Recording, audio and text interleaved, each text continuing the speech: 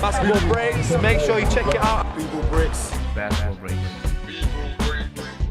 Basketballbreaks.com. Keep it locked.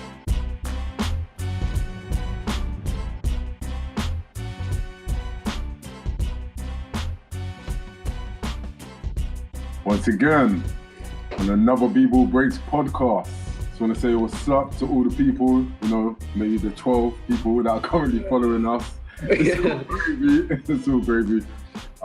Before we get into anything, even I'm joking there, I do want to say thank you to everybody who has been following the podcast so far and sticking with us.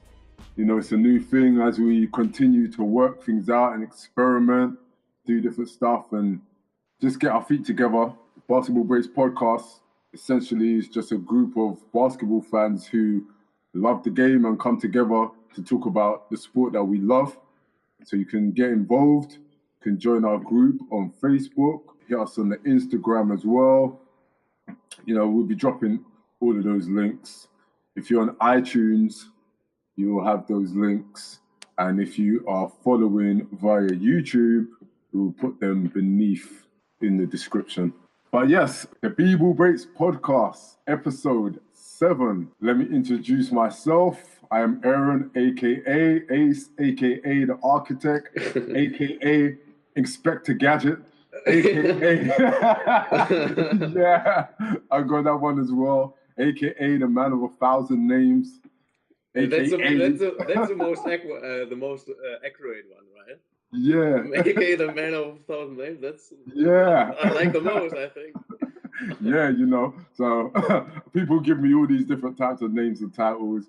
And alongside me today on the podcast, we have one of our regulars from the group, alumni, Jan. What up, guys? And I got a new dub for him as well. So it's Jan, a.k.a. Jan Hemingway. Hemingway, yeah, okay. I like Jan Hemingway more than Jan Schwarzenegger. I don't think Hemingway shot himself in the head. I don't know. But we're coming closer with the nicknames, I guess. Yeah, it just changes. It just depends what I feel like, On today's show, what do you want to get into, Jan? Yeah, we're gonna talk about a player we haven't talked in a while.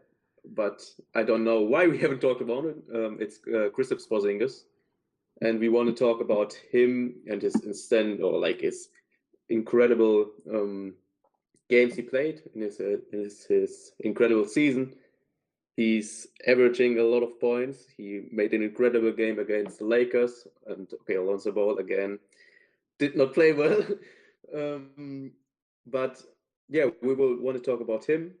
Especially about him, maybe making a comparison with Nowitzki as well, because as you know, Kristaps is not from the US, and not like European players are always a bit different, or like the light on them is a bit different, and the style of play as well. And obviously, as Nowitzki is one of the, if not, in my opinion, he is the biggest European player ever played the game, because he changed the game the most. And he won a title on his own, more or less, as the franchise player. And yeah, we will talk about if Kristaps can do that as well. And apart from Kristaps, we're gonna talk about the Pacers and the OKC and about the trade. If maybe the Pacers are better off with Oladipo and Sabonis and letting go Paul George. What could be, I don't know. We will talk about that as well. And apart from that, like, the nicest news of the week, I would say Kawhi Leonard is back on the court, and yeah, he hasn't told a word as always, but he's back playing, so that's a cool thing as well. Okay, yeah, let's go straight in on Kristaps Porzingis, or Dirk Porzingis, or whatever we're gonna rename him. AKA the Unicorn, which was quite funny. I saw him on Jimmy Fallon. Fallon show. Did you see that? Yeah, I saw that as well. Yeah, 1 week ago, 2 weeks ago. Or something yeah, a couple of weeks back. and he was saying how he was confused about the unicorn. Yeah, go on. I'm just laughing, but tell the story so everybody can enjoy. Yeah, well, what happened was, I believe the name first emerged last season. Yeah, it was definitely last season. And KD was being interviewed, and he said, "Oh, Kristaps Porzingis, oh, he's great, but he's really like a unicorn." So Porzingis was like, "What? What's a unicorn?" So he looked it up, and he's like, "A horse with a ponytail. What the hell is this?" It's something sticking out the top of his brain. He didn't really get it because of, cultural references and whatnot. If you don't know what a unicorn is and you look it up, you're gonna think, "What the hell is this?" Right? But metaphorically speaking, just to say that he's incredibly unique as a player, and that's a term that a lot of people in the US mostly and in the UK use to describe something incredibly unique. And he is that mainly because of his body type and his skills, which don't normally match together, which is why I think it is very appropriate, aside from the whole European superstar thing, etc. I think it's appropriate that I've seen a few people, but that you yourself as well, Jan, are aligning him to Dirk, because Dirk is pretty much the same. To me, Porzingis is like Dirk on Super Turbo level. Like, if anyone knows Super Mario, when you eat the mushrooms and or the stars and then you get superpowers, to me, Porzingis is like Dirk after eating one of them stars on Mario.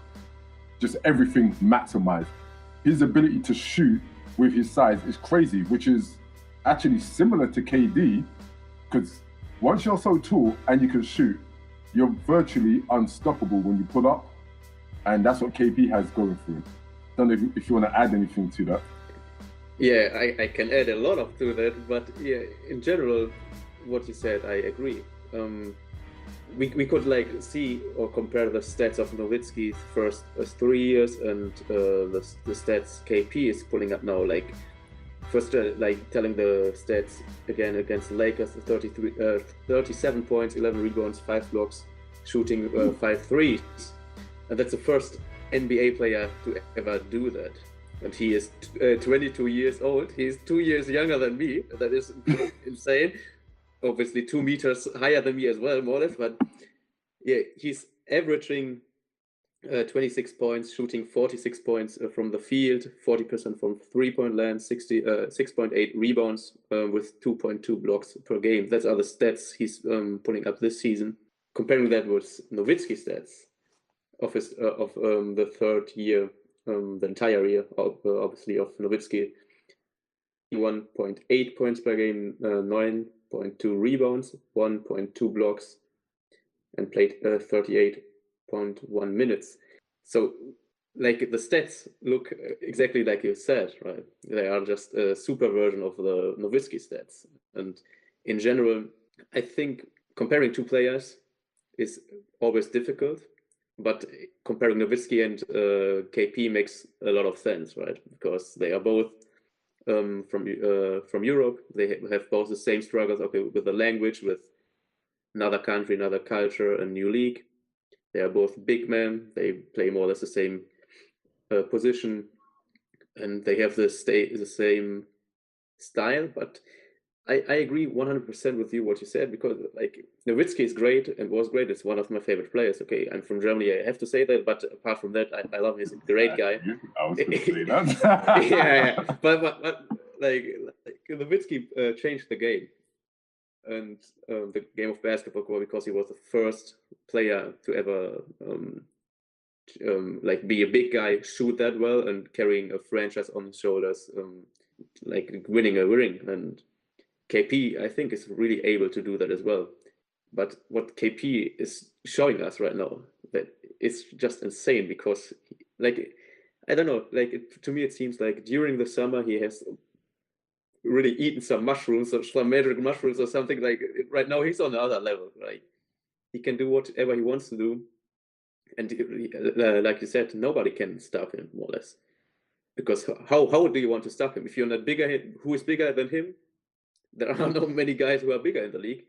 If they are bigger, they are usually can't walk properly. Like it's just, yeah.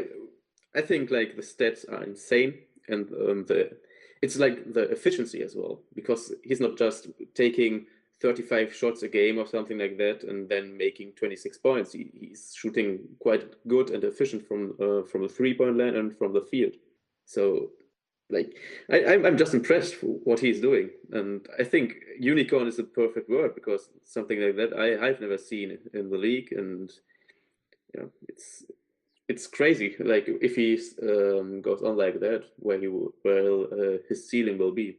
Yeah, I think his ceiling is pretty high. One thing I would have to disagree with, but I'll add a little sort of condition to my disagreement. Unfortunately, I don't think he is going to win a title. It's possible.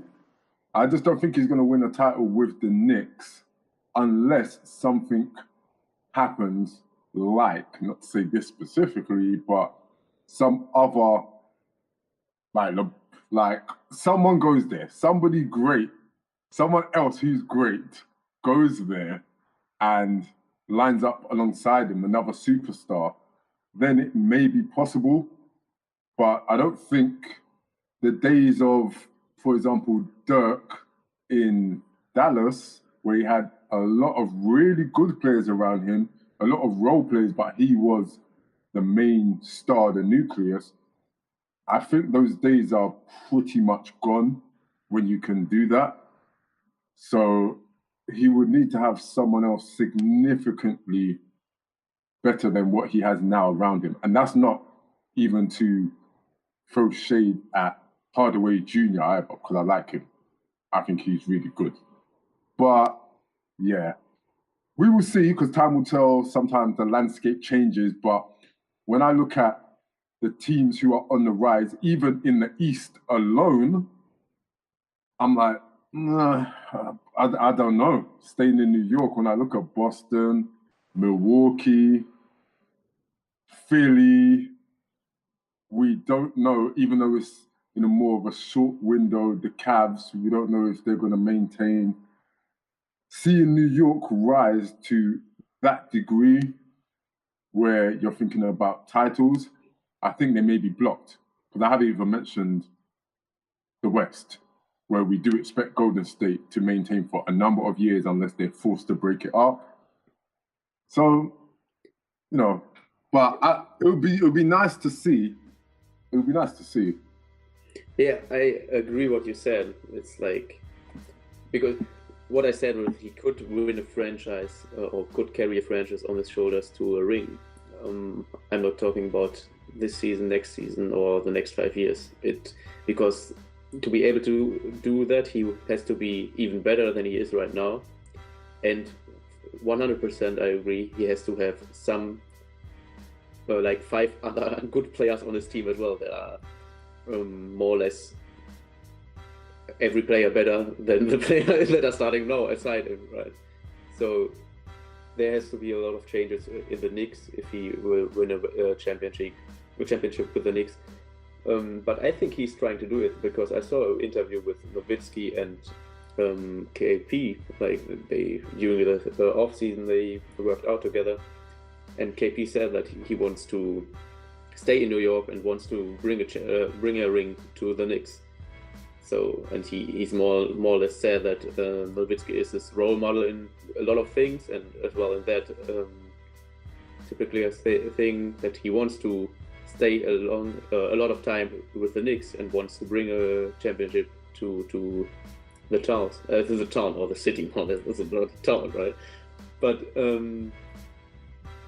yeah, I think as well, like what you said, the times are different right now. Right now, there are a lot of teams. Okay, they have like 10 years ago, it was crazy if you have 2 really good star players. It was crazy. Right now, you have OKC with 3 star players, and they are suffering and not playing good, and they are not really a winning team, right? So it's more difficult to win a ring on your own. That is for sure. And as well, like going back a bit to the Nowitzki and KP comparison, and not wanted talking about LeBron and Michael Jordan comparison, but in general about the comparisons. Okay, one player of one era with another. I think it's just natural that every player that comes will be better than the player 10 years ago, just because of all the because the sport is getting better, and I don't want to break some love for Michael Jordan or love for Will Chamberlain or something, but what 20 years was the standard of physics and of playing and everything is now maybe in Europe the standard or something like that. Maybe not that again, but I think it's just another sport, and it would be crazy if it would not be that way, right? And that is why the players will get better and better and better. And KP right now, because for real, like 10 years ago, 15 years ago in football or something, or in basketball as well, like I can speak more about of the football perspective. 15 years ago, there was no going to the gym for the football guys and stuff. And now it's like crazy, and there was no like calories and everything and fat, and you have to eat like that and then that. And now it's like all over the place in every sport, right? And especially in basketball. That is why the ceiling of the players will be higher and higher and higher, and that is why KP will probably be a better player than Nowitzki. If he will win a championship on his own, more or less, with the Knicks, that is another question. But Nowitzki more or less told as well in the interview I saw, that he more or less is a little longer, a little better defender, more mobile than Nowitzki was.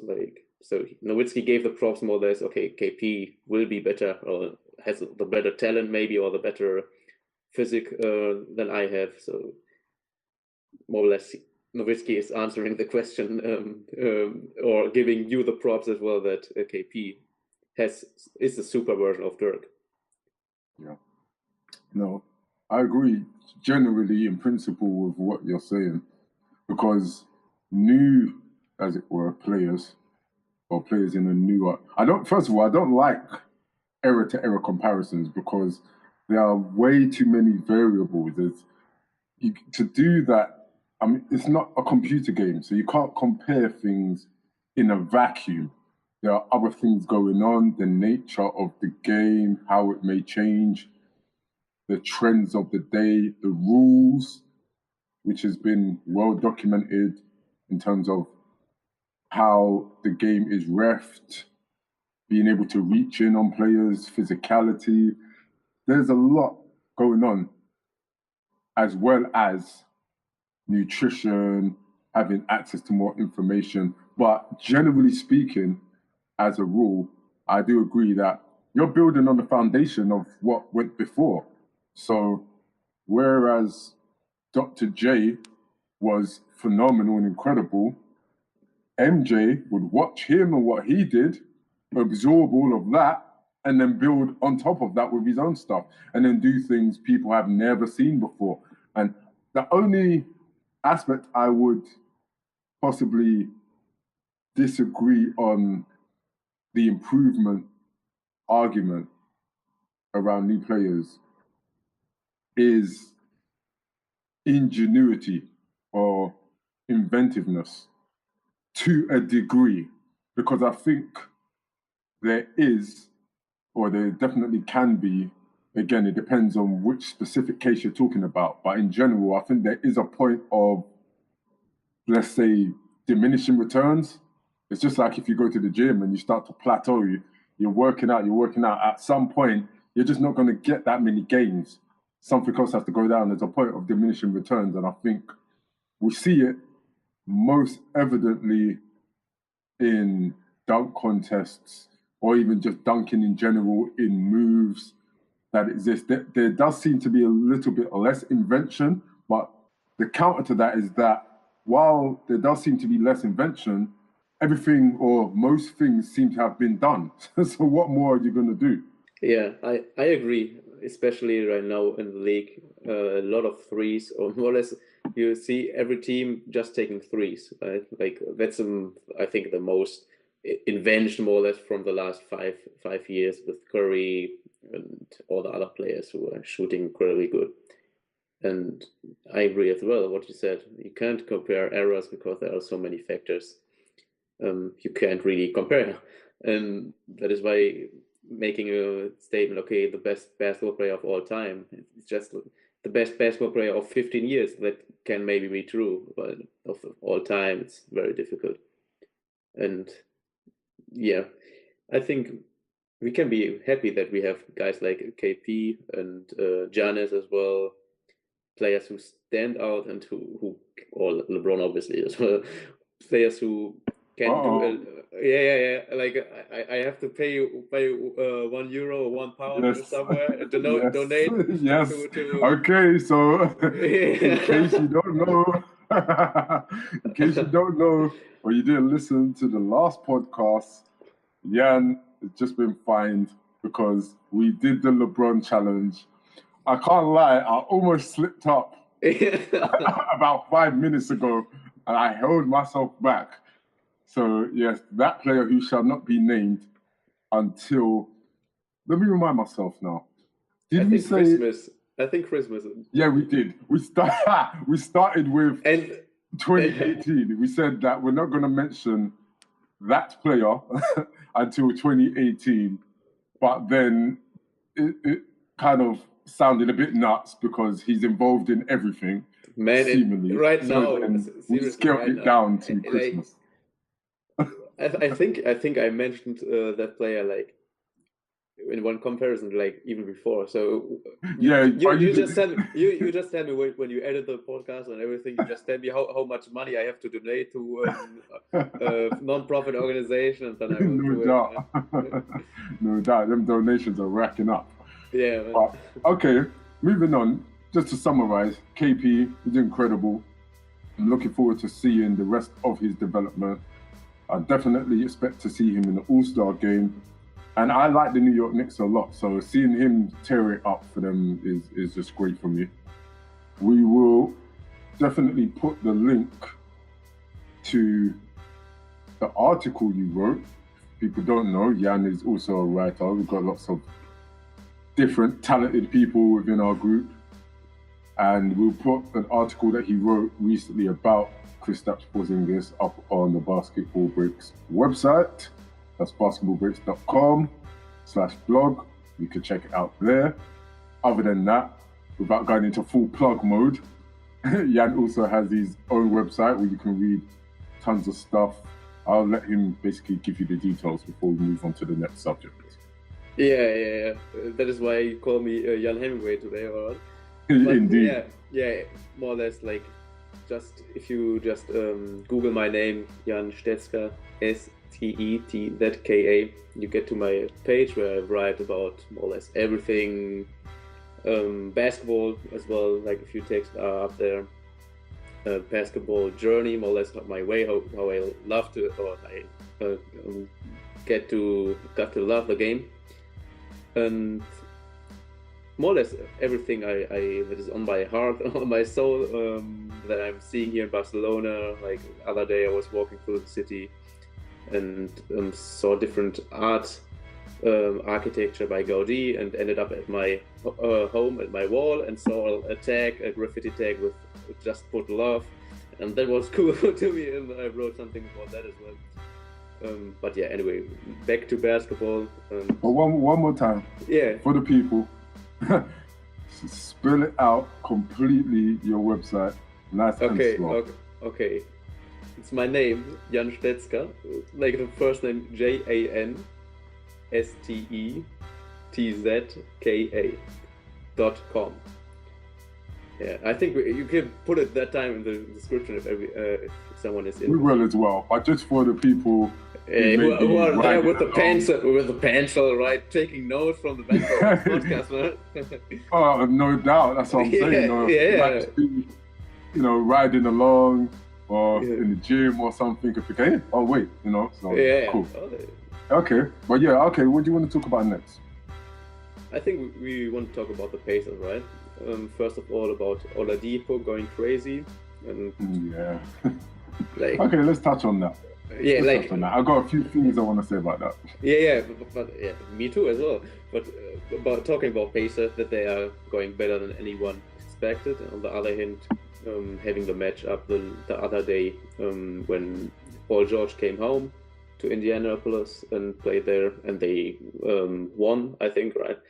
And yeah, seeing OKC on the other side struggling, still struggling, because now even I as a person that is really going cool and saying, okay, they have to sort things out right now. Time is over to sort things out. They have to be improvements and not the players. There is no improvement, and they're going down the road more or less, instead of going playing better, and more or less ending that up with if the Pacers won the trade of Paul George, Oladipo, and Sabonis. Well, I would say this. As far as the trade, I've heard a lot of people saying, wow, we got it so wrong and the Pacers won the trade. And I don't see it like that. Firstly, and I wish Philip was actually on this particular episode, because we have had so many conversations about this before the trade happened, when the trade happened.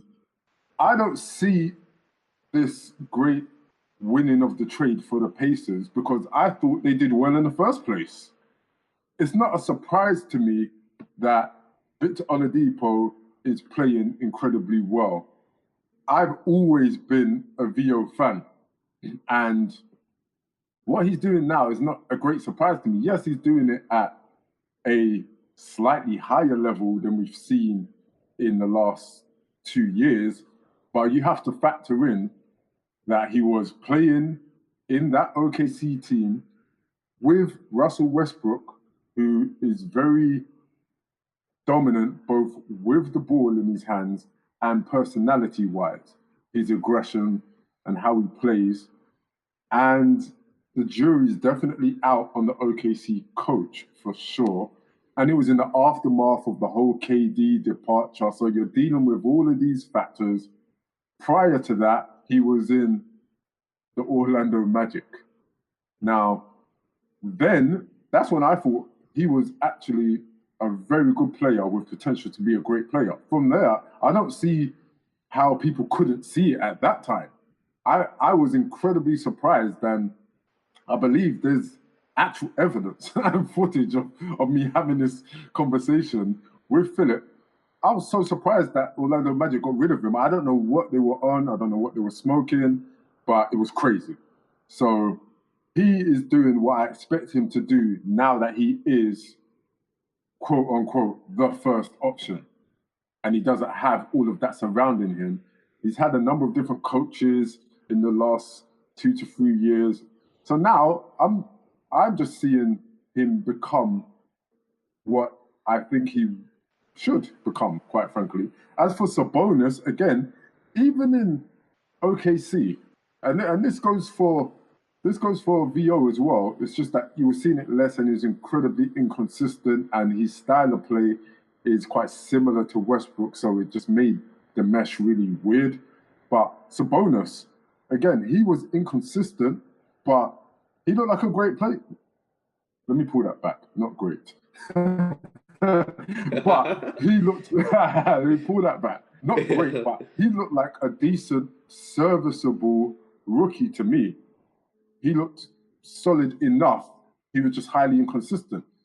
So I thought Pacers did well considering anyway. I don't think it's okay to, oh, they won and OKC have got some kind of scrub in Paul George and look, we pulled the wool over their eyes.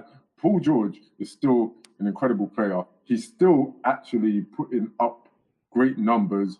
He's just playing a little bit patchy, but the whole Thunder is like that at the moment.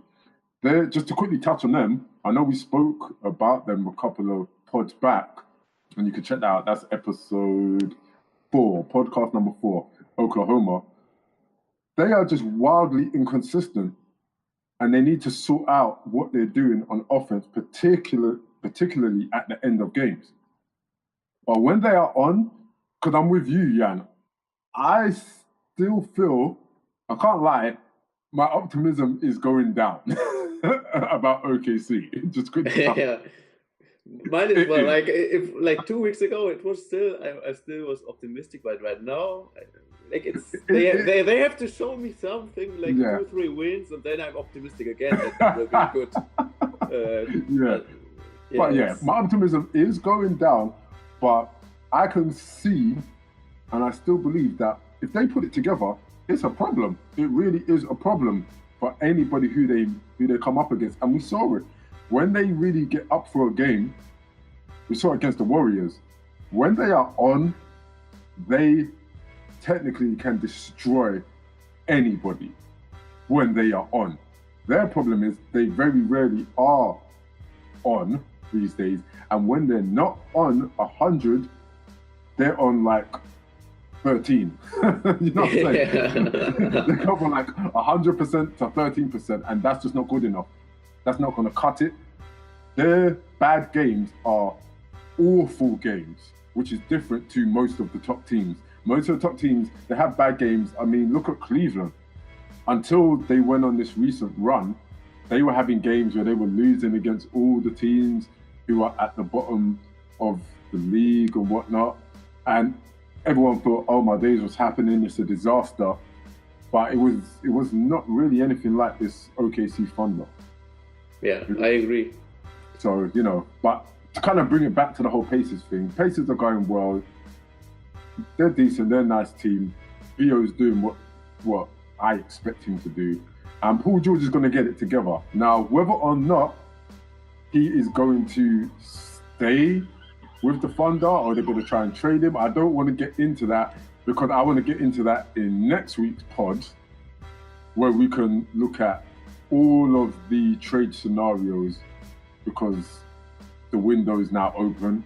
So we can put that all on the table and have a look at who may go where, etc. But I think it was a good trade on both sides. I agree with you. Like, I have more or less the same feeling like you. It makes it a bit boring right now, but I will go on with a nice little Oladipo Westbrook tale about one of our Basketball Breaks Facebook groups and group members and me. But first, Oladipo, I have the same feeling or the same thoughts. When he was with the Magic, he was decent, he was playing good, he was I remember the day when I read he's going to the Thunders, and I thought, oh, maybe what are giving up the Thunders now for him? And it was more or less nothing. I don't remember the trade, but I thought, okay, it was like a real steal for me that Oladipo went to OKC. In the end, he didn't play that well, but it was Russell Westbrook's triple-double year, and everybody gave him the ball, and he did his thing. And so to me, it's not very surprising that he is putting up the numbers. For me, it's surprising. It is surprising that they are winning so many games. On the other hand, it is more surprising that really OKC didn't figure it out. But yeah, like I really can't add a lot of more points what you said, but a little tale because I was playing with Tom, a guy from Barcelona here in Barcelona, who's right now in Australia doing a year abroad. So greetings, cuídate mucho, un abrazo. If you're hearing that from Australia, but he and me, we were playing a lot of 2-on-2 guys, like he and me playing together, and like I told him, "You're Westbrook, I'm Oladipo," and then it's funny. And now, like he went away. Westbrook went away, and I'm now in Barcelona ruling.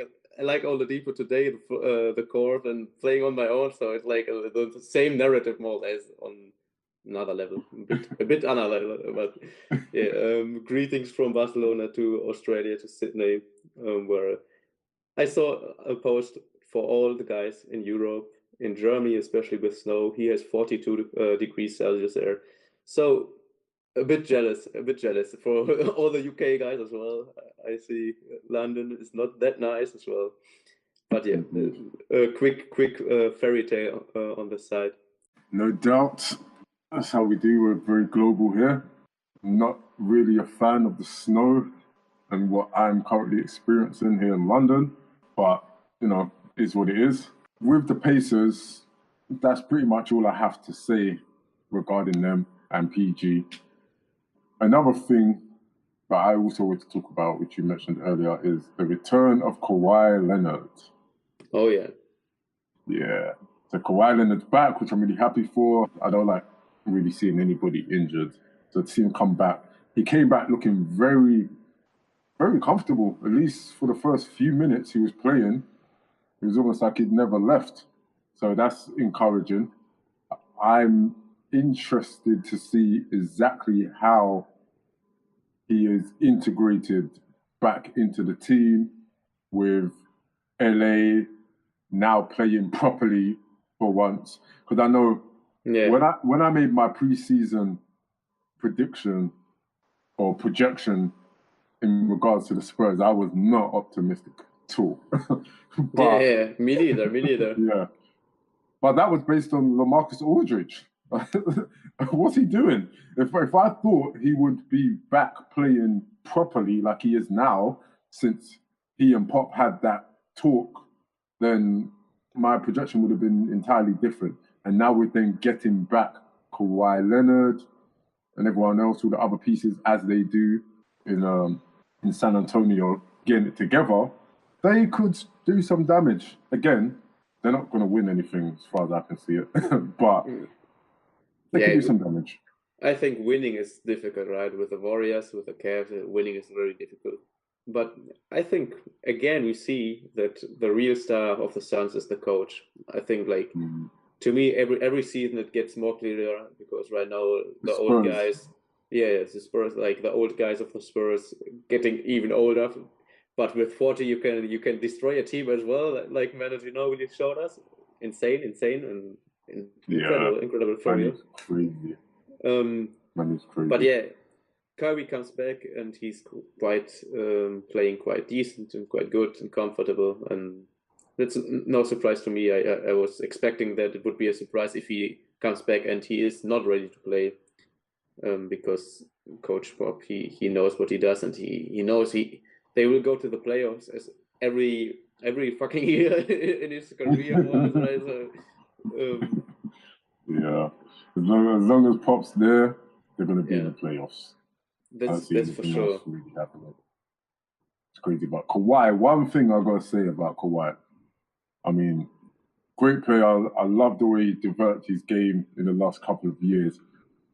But I don't understand. He came back the other day. He hasn't even been playing.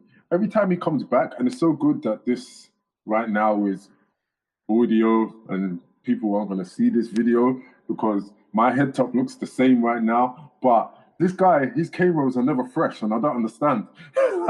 With all the money you've got, why is your hair never done freshly?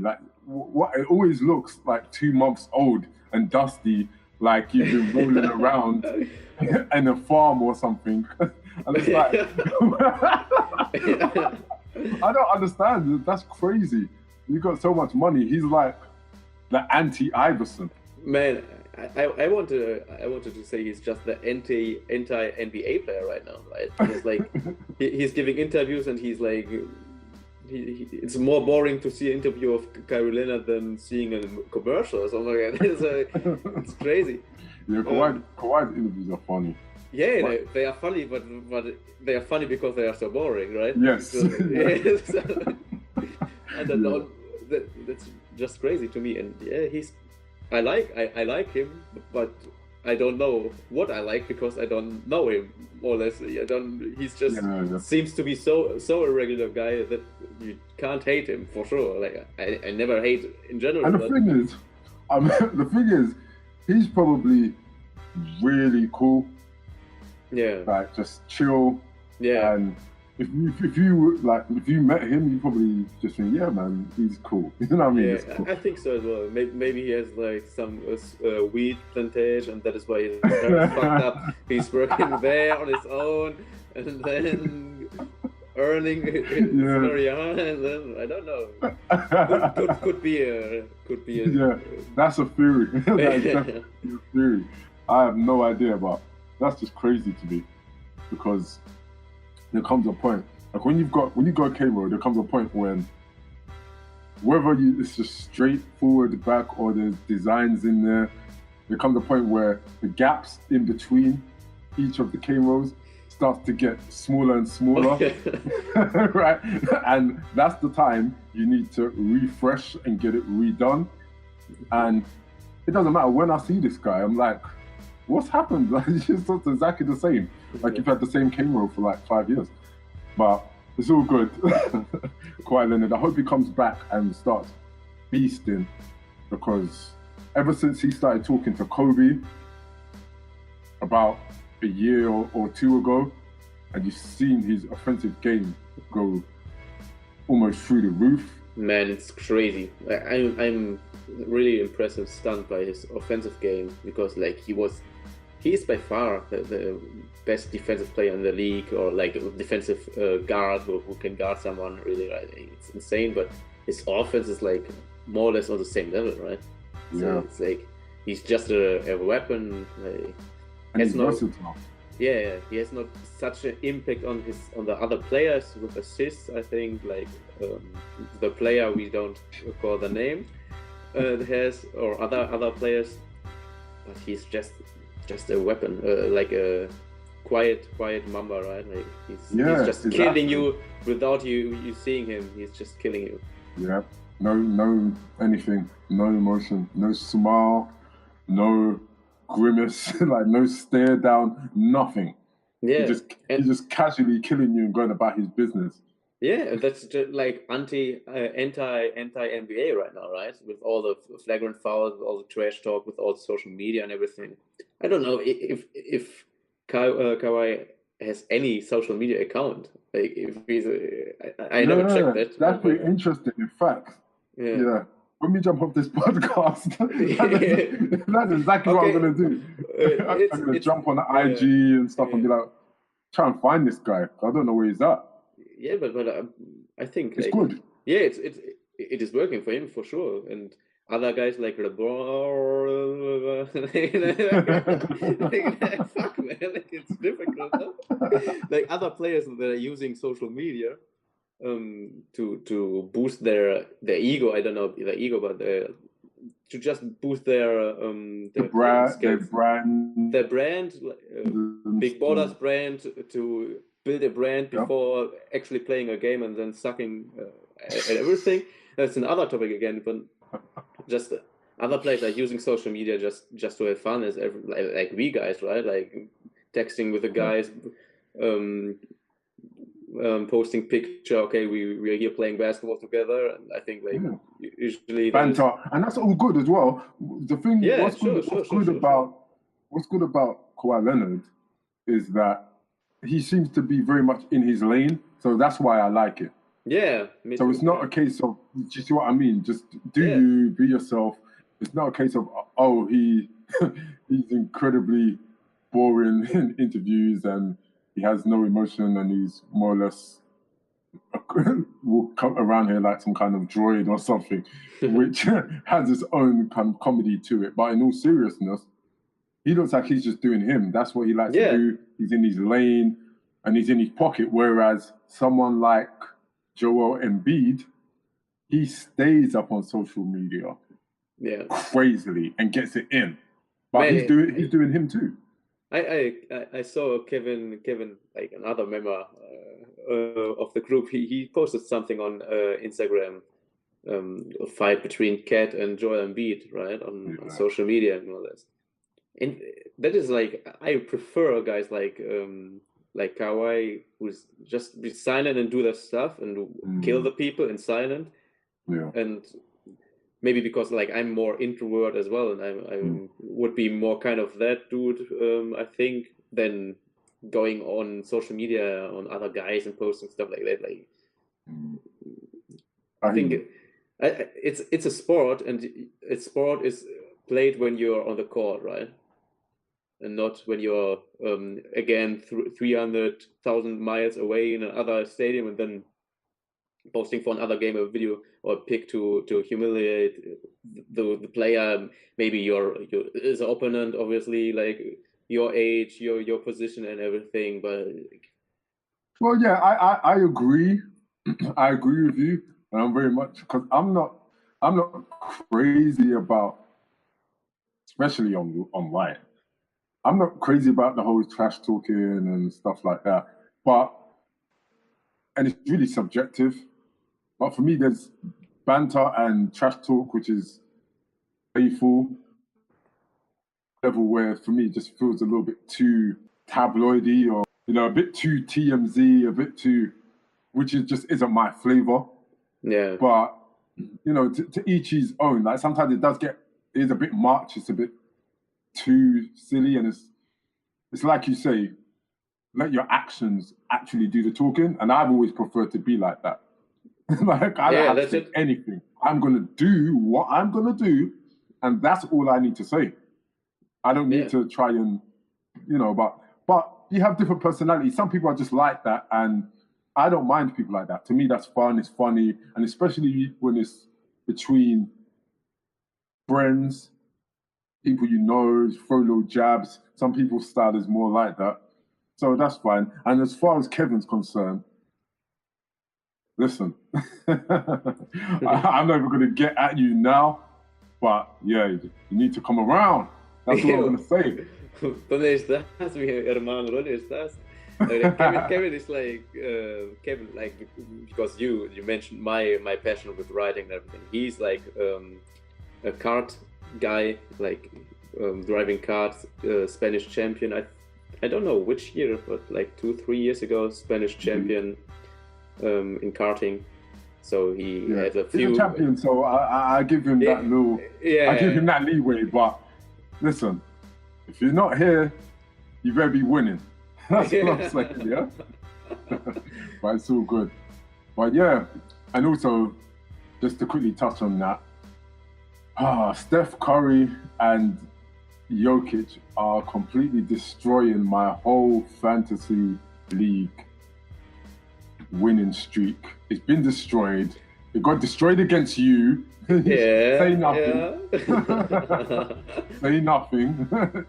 And now I'm going against Kevin, and the same thing is probably going to happen. I don't think Curry's coming back yet.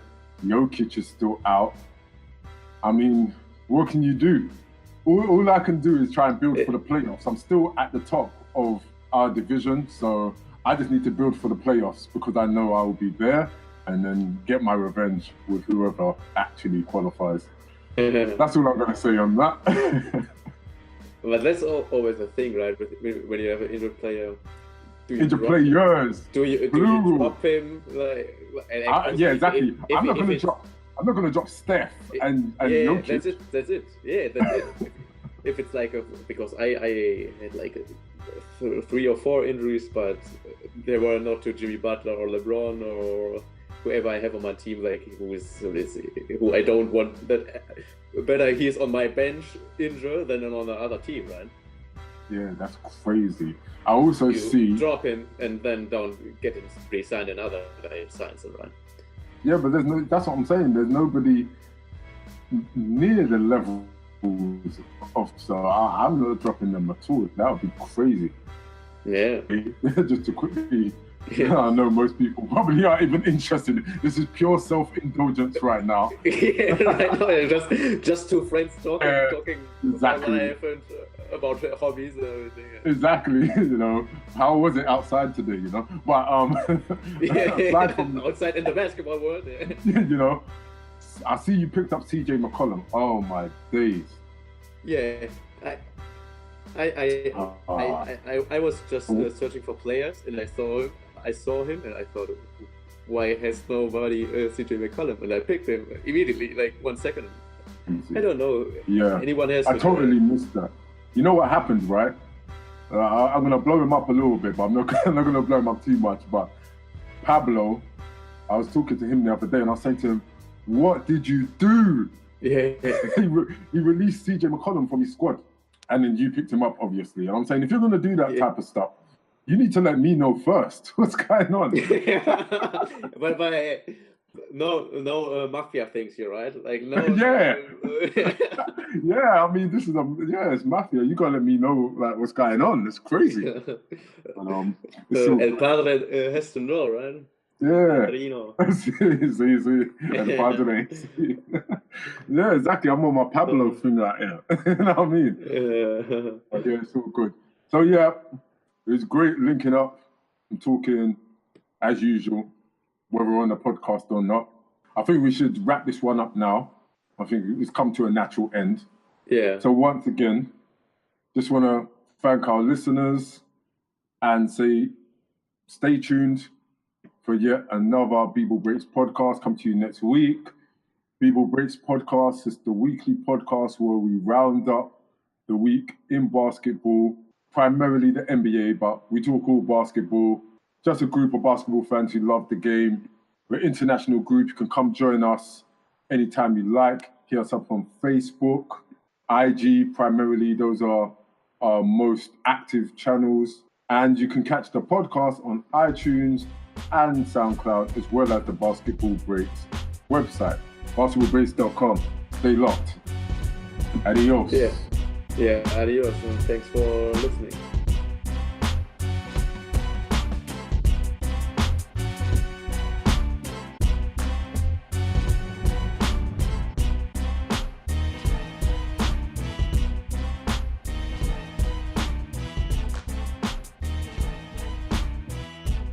Basketballbreaks.com. Keep it locked.